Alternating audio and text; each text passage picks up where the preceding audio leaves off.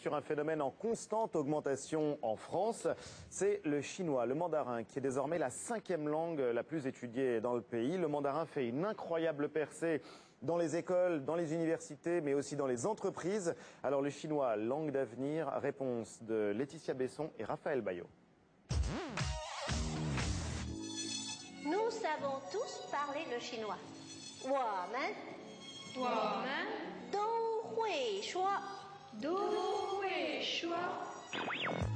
En 1964, on apprenait le chinois par intérêt culturel.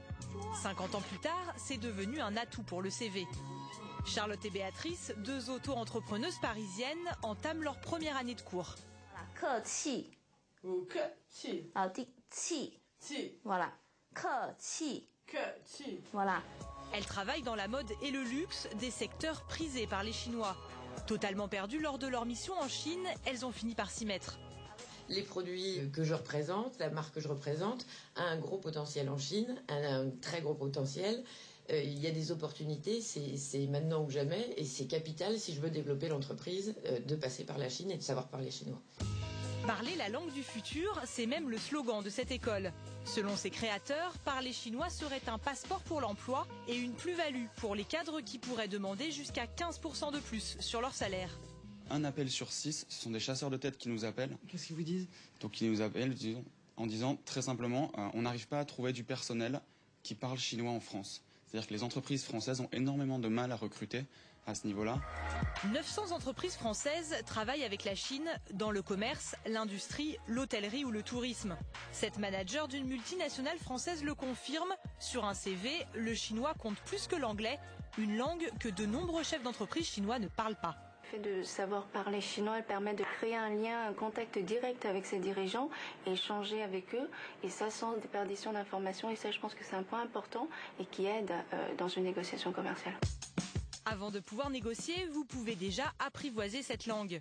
Le salon Expolang vient d'ouvrir ses portes pour 4 jours à Paris. Plus de 25 stands sont consacrés à l'apprentissage du chinois. Le chinois n'a pas les multiples complications que nous avons nous. Par exemple, il n'y a pas de conjugaison en chinois, il n'y a pas de pluriel, il n'y a pas de féminin, il n'y a pas de masculin. On parle toujours avec les verbes à l'infinitif. Par exemple, on va dire hier, moi manger, demain, moi manger. Pourquoi voulez-vous vous embêter à conjuguer?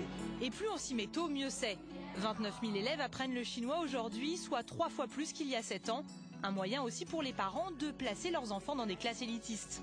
Dans le secondaire, le chinois a grimpé à la 5e place des langues les plus étudiées. Qui va s'y mettre? Ciao, cher. Bravo, qu'est-ce que ça veut dire? Bonjour. Bonjour. C'est un bon début en tout cas. Il y a wahei, c'est allô. Mais cela dit, c'est peut-être à vous deux, vous pourriez avoir de belles conversations. Dans ce reportage, oui, c'est vrai. Allô, bonjour. mais c'est vrai que c'est un moyen aussi d'être assuré que votre enfant sera dans un bon collège ou un bon lycée. Oui, ça c'est évidemment une très très bonne idée. Tiens, puisqu'on a avec nous des lycéens, qui étudie le chinois? Personne? Eh ben, il faut s'y mettre. Allez au boulot. C'est pas de leur faute, il faut que les lycées s'y mettent. Oui, c'est vrai. Il n'y a pas beaucoup d'enseignants qui Il y a très peu de lycées et collèges qui enseignent le chinois. Il faut s'y mettre. Si on veut des débouchés pour nos étudiants, il faut s'y mettre.